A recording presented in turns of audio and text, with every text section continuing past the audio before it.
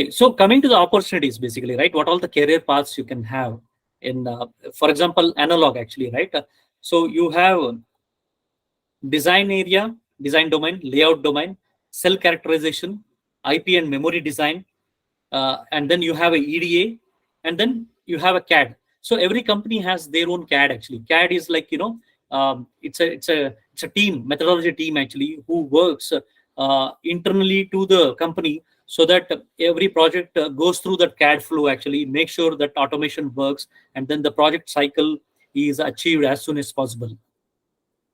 Okay, so what are all the opportunities you have in analog is circuit design and simulation engineer, cell characterization, okay, and memory design or characterization engineer, IP design or characterization, run set development, especially for the DV. There is one actually, I talked about this profile actually, right? PV. Okay, so here you need a run set actually, physical verification. So that's where you have a run set and the CAD or methodology. Okay, so somebody is very good in Python, Perl, or Tcl. Actually, they can go into the CAD along with the design, that is domain knowledge, and only layout, analog layout design, basically, custom design. And EDA related, you have many options like application engineering. You work with customer, you support if you are working for a company, A actually, as a application engineer, that company has a product, so that product you will be supporting to the customer. And it's a very interesting role actually, if you like to talk to customers actually and learn from them. This is a very good role actually. Okay, and then there is a product engineering, which is like in-house. Basically, you'll not be going to the customer place, like not a field actually, but within the company you work with R&D, and you mainly spend on the product engineering. And then research and development. So if see some people, right, so they want to be in electronics domain, but they want to also do some software coding actually. So for them, this is a good opportunity, because you need a domain knowledge here.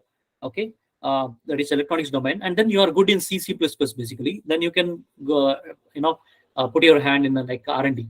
And then if you have a domain knowledge and you want to explore the sales or marketing, you can go to sales. So this is the analog. Similarly, in the digital, you have front end, back end, EDA, DFT, CAD, and technology or low power.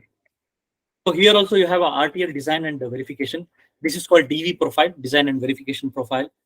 And design implementation, basically synthesis, and ST combination. And then physical design, that is a layout basically.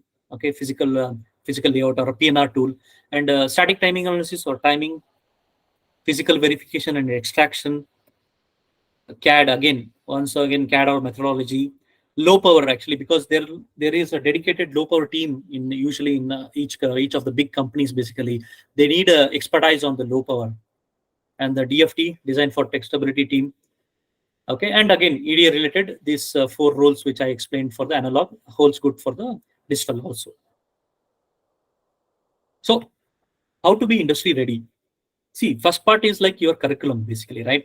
So normally this is from the VTU actually, right? You learn from 5th semester only, like Verilog SDL, like some Python application programming, basic VLSI design, some mini projects. So one part of it actually you would have covered in college, but again it depends like how the college has taught you about it and all actually in details, right?